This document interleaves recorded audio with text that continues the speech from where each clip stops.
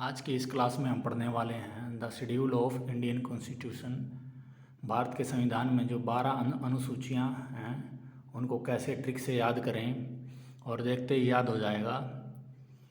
इसको याद करना बहुत ज़रूरी है, इससे क्वेश्चन बनते हैं एग्ज़ाम में। इससे पहले अगर आप इस चैनल पर नए आए हैं तो चैनल को सब्सक्राइब करें और वीडियो को ज़्यादा से ज़्यादा शेयर करें। इसको 2 भाग में याद करेंगे। पहले 8 की ट्रिक बताता हूँ मैं कैसे याद करना है आपको। पहले देख लेते हैं कि क्या क्या है। पहले है स्टेट एंड यूटी, दूसरे में है पेमेंट, तीसरे में शपथ, चौथे में राज्यसभा, पाँचवें में अनुसूचित जनजाति क्षेत्र और अनुसूचित क्षेत्र, ट्राइबल एरिया, फिर लिस्ट है, लैंग्वेज है। इन 8 को ट्रिक से याद करेंगे। जो हमारा ओरिजिनल संविधान था उसमें कितने शेड्यूल थे? 8 अनुसूचियाँ थीं। ओरिजिनल संविधान में 8 अनुसूचियाँ थीं और 14 भाषाएं थीं, 14 लैंग्वेजेस थीं। लेकिन अब कितनी हो गई हैं? 12 अनुसूचियाँ हो गई हैं और 22 भाषाएं हो गई हैं।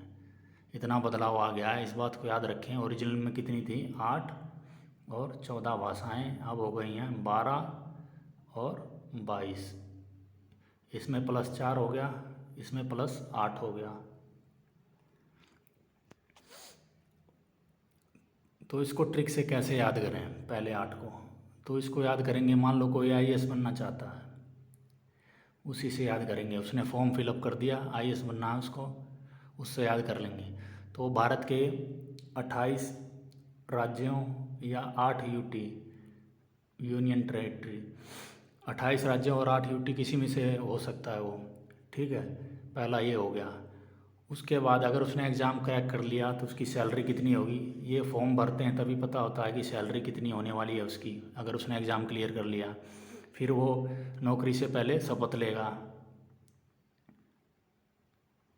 वो शपथ लेने वाला है। उसके बाद वो किसी भी राज्य में जाएगा, लेकिन अपने राज्य में उसकी पोस्टिंग नहीं होगी, यानी होम स्टेट में उसकी पोस्टिंग नहीं होगी। ये याद करने का तरीका है। मान लो वो किसी भी राज्य का है तो होम स्टेट में उसकी पोस्टिंग नहीं होने वाली है, दूसरा राज्य ही मिलेगा। 3 तरह के राज्य मिलेंगे। जैसे एक तो नॉर्मल स्टेट है जो उसका होम का गृह जिला नहीं है, दूसरा होगा शेड्यूल एरिया और तीसरा होगा ट्राइबल एरिया। मान लो 3 तरह के राज्य हैं, पहला, दूसरा, तीसरा। तो नॉर्मल राज्य जिस राज्य से होगा उसमें तो उसको पोस्टिंग मिलने वाली नहीं है। फिर शेड्यूल एरिया और ट्राइबल एरिया हो गया। इस तरीके से याद करेंगे। नॉर्मल राज्य R राज्यसभा, 5वां शेड्यूल एरिया और शेड्यूल ट्राइब और छठा ट्राइबल एरिया। इस तरीके से इसको याद कर लेंगे। उसकी पोस्टिंग नॉर्मल एरिया या शेड्यूल एरिया या ट्राइबल एरिया, इन तीनों इलाकों में हो सकती है। अब उसे नहीं मालूम कौन से इलाके में उसको भेजेंगे, गृह जिला छोड़ के, गृह राज्य छोड़ के। तो अब उसकी लिस्ट लगेगी, फाइनल लिस्ट लगेगी भाई कौन सा उसको राज्य मिलने वाला है। तो ये 7वां क्या हो जाएगा? उस लिस्ट में नाम आएगा कि ये राज्य मिल गया। मान लो वो हिंदी भाषा क्षेत्र से है, मान लो वो यूपी का है, हिंदी भाषा क्षेत्र का है। अब उसको मिल गया, मान लो असम मिल गया या मिजोरम मिल गया, तो वहाँ क्या होगी? उसके प्रॉब्लम होगी। क्यों होगी? लैंग्वेज प्रॉब्लम होगी, क्योंकि वहाँ की भाषाएं नहीं आती हैं उसको, क्योंकि हिंदी भाषी है। इस तरीके से इसको याद करेंगे ट्रिक से। फिर से देखें, 28 राज्य, 8 यूटी, कहीं से भी हो सकता है। एग्ज़ाम क्रैक किया, उसका वेतन पहले से ही तय होगा। फिर शपथ लिया उसने, फिर उसको 3 राज्यों schedule area, tribal area, schedule area और ट्राइबल एरिया, 4, 5, 6। चौथे में होगा राज्यसभा में सीटों का आवंटन। शेड्यूल एरिया और ट्राइबल एरिया में नियंत्रण और प्रशासन, ये 5वां है कि शेड्यूल एरिया में कैसे नियंत्रण होगा, प्रशासन कैसे होगा। छठा वही है ट्राइबल एरिया में। तो इसमें से अब उसको नहीं मालूम कौन सा एरिया मिलने वाला है, लिस्ट आती है और उसको ऐसा एरिया मिल जाता है जहाँ उसकी लैंग्वेज उसकी नहीं आती। इस ट्रिक से याद कर लेंगे इसको। और एक बात और याद रखें, ट्राइबल एरिया में कौन कौन से स्टेट हैं उसको याद करने का ट्रिक है। ट्राइबल एरिया में ATM, ट्राइबल एरिया में ATM यानी जंगलों में ATM लगा दिया आपने। तो ट्राइबल एरिया में ATM में से मेघालय हो जाएगा, में से मेघालय, ए से असम, टी से त्रिपुरा, MC मिजोरम। इसमें आपको याद रखना है कि इसमें मणिपुर नहीं आएगा। कई बार एग्ज़ाम में दे देता है कि ट्राइबल एरिया में मणिपुर, तो ये बात ध्यान रखना है कि मणिपुर नहीं आने वाला है इसमें। इस ट्रिक से याद कर लें इसको कि ट्राइबल एरिया में ATM, ट्राइबल एरिया में ATM में से मेघालय, असम, त्रिपुरा, मिजोरम, मणिपुर नहीं आएगा। अब 9वां देखते हैं, भूमि सुधार। ये कब आया था? पहला संविधान संशोधन था 1951 में, चाचा नेहरू थे अपने, दल बदल कानून आया। ये कौन सा संशोधन था? 52वां 1985 में, राजीव गांधी। ये इम्पोर्टेंट है, ये पूछ लेता है। पंचायत 11वां, ये 73rd 1992 में नरसिम्हा राव की सरकार थी। और म्यूनिसिपल नगर निकाय 74 ये 1992 में, इसमें भी नरसिम्हा राव की सरकार थी। तो ये 4 ये हो गए। इसमें ये जो संविधान संशोधन है इसको याद रखें, बहुत इम्पोर्टेंट है।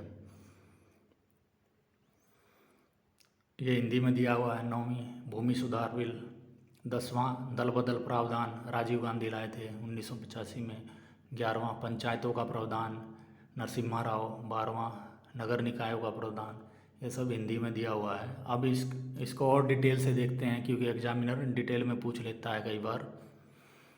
पहला कि वेतन, वाइस प्रेसिडेंट के वेतन के बारे में दूसरे अनुसूची में कुछ लिखा नहीं है। वाइस प्रेसिडेंट नहीं लिखा हुआ है, चेयरमैन लिखा हुआ है। वैसे चेयरमैन लिखा हुआ है लेकिन वाइस प्रेसिडेंट नहीं लिखा हुआ है, ये बात ध्यान रखना है। उपराष्ट्रपति नहीं लिखा हुआ है। और तीसरी अनुसूची में जिसमें शपथ लेते हैं उसमें प्रेसिडेंट, वाइस प्रेसिडेंट और गवर्नर के बारे में नहीं है। और बाकी जितने रह गए सबके बारे में है, चाहे MP हो, चाहे सुप्रीम कोर्ट, हाई कोर्ट के जज हों। शपथ के बारे में, प्रेसिडेंट के बारे में आर्टिकल 60 में लिखा हुआ है, अनुच्छेद 60 में। वाइस प्रेसिडेंट के 69 में, गवर्नर के 159 में। तो इनके लिए स्पेशल आर्टिकल बने हुए हैं, इसलिए अनुसूची 3 में ये तीनों शामिल नहीं है शपथ के मामले में। तो इस बात को स्टार बना लो और लिख लो, ये पूछ लेगा एग्ज़ाम में। और ट्राइबल एरिया में मणिपुर नहीं है, ट्राइबल एरिया में मणिपुर नहीं है, ट्राइबल एरिया में ATM लगाना है। ये इसकी ट्रिक थी। मेघालय, असम, त्रिपुरा, मिजोरम, मणिपुर नहीं है। और लिस्ट लगेगी तो लिस्ट में कौन कौन कितने सब्जेक्ट हैं? 100 विषय हैं, राज्य में 61 और कंकरेंट लिस्ट में समवर्ती सूची में 52 है। ये लिस्ट क्या बताती है?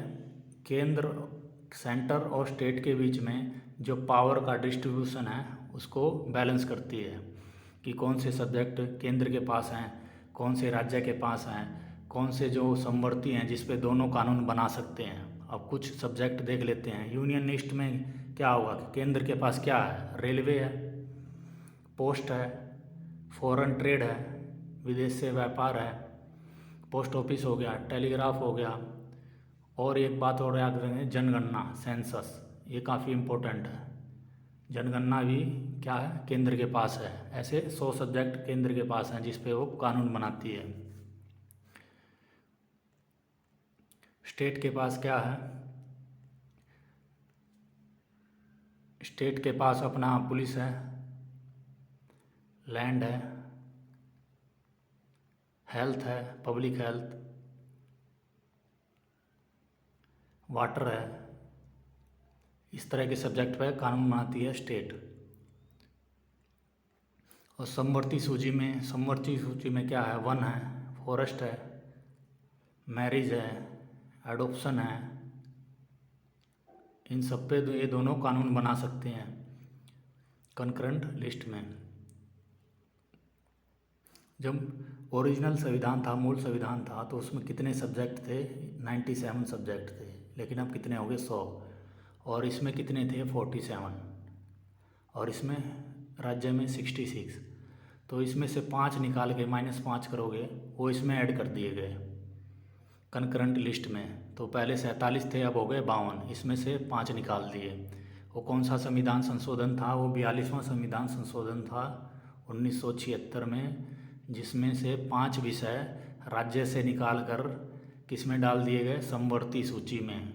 उसमें क्या था, वन था, वन्य जीव था, वाइल्ड लाइफ, फॉरेस्ट, शिक्षा, एजुकेशन, माप तोल, ये सभी निकाल के किस में डाल दिए गए, समवर्ती सूची में। भाषा, अब भाषा पहले कितनी थी, पहले 8 अनुसूची थी और 14 भाषाएं थी। फिर 8 में 4 जोड़ दो, 12 अनुसूची होगी और इसका डबल कर दो 8, इसमें 22 भाषाएं होंगी। तो पहली भाषा जो 15वीं जोड़ी गई वो 21वां संविधान संशोधन था, उसमें सिंधी भाषा जोड़ी गई, सिंधी। फिर उसके बाद 71 संविधान संशोधन 1992, उसमें नेपाली, मणिपुरी और कोंकणी को ऐड किया गया। इसको याद कर लो, नमक। नेपाली, मणिपुरी, कोंकणी, 71वां संविधान संशोधन इससे जुड़ा है। तो 15 ये हो गए थे, 3 ये 18 हो गए। उसके बाद इन दोनों को जोड़ दो, 21 और 71 कितने हो गए, 92। फिर 92 संविधान संशोधन 2003 में हो गया, उसमें 4 भाषाएं और जोड़ दी गई, 18 और 4 22 हो गए। इस तरीके से इसको कैसे याद करोगे, इसको कर लो बड़ो मस्त,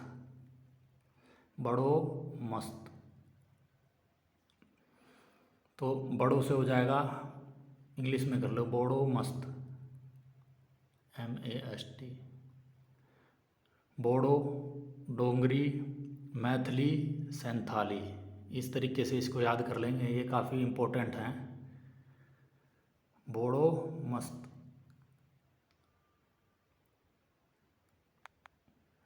बोडो, डोगरी, मैथिली, सैंथाली।